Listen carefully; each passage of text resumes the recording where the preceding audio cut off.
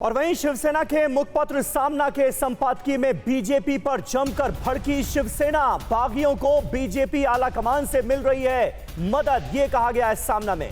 फूटने टूटने का संकट महाराष्ट्र में बीजेपी की वजह से आया है। ये महाराष्ट्र को 3 टुकड़ों में बांटने की साजिश है, ये लिखा गया है सामना के संपादकीय में। बागियों को गृह मंत्री अमित शाह ने आश्वासन दिया है, शिवसेना के साथ जो खड़े हैं उन्हें ईडी से डराया जा रहा है, ये लिखा गया है सामना में। और इधर महाराष्ट्र में जारी संकट के बीच बीती रात बीजेपी कोर कमेटी की अहम बैठक भी हुई है देवेंद्र फडणवीस के बंगले पर। इस मीटिंग में बीजेपी विधायकों के लिए निर्देश जारी कर दिया गया है।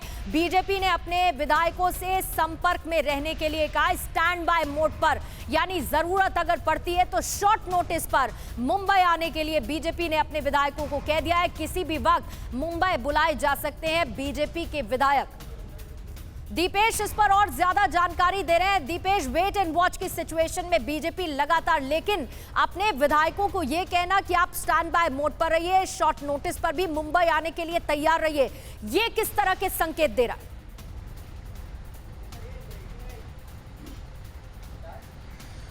देखिए, जब से ये महाराष्ट्र में राजनीतिक उथल पुथल शुरू हुई है तब से बीजेपी का एक ही स्टैंड है कि वेट एंड वॉच। उन्होंने अपने सारे नेताओं को कह दिया था कि कोई भी इस मामले में कहीं बात नहीं करेगा।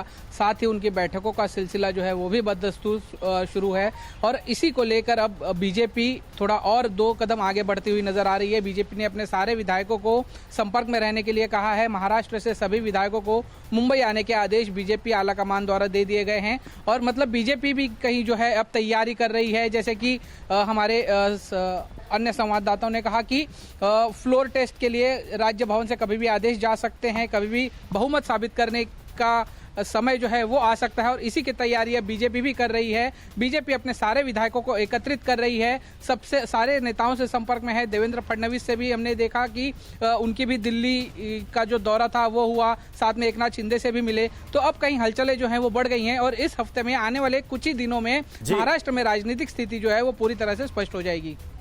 ठीक है, बहुत बहुत शुक्रिया आप सभी का हमारे साथ जुड़ने के लिए और इस ताजा जानकारी से हमें वाकिफ कराने के लिए। कल ही जो बागी गुट है उसके प्रवक्ता दीपक केसरकर ने टीवी9 के साथ बातचीत में यह कहा था कि देखिए अब एक ही रास्ता बचा हुआ है, प्रधानमंत्री मोदी से बात करें उद्धव ठाकरे और खुद एकनाथ शिंदे का तिलक करें और बीजेपी और शिवसेना की सरकार बनाने का रास्ता साफ करें। तो क्या अब यह होने जा रहा है?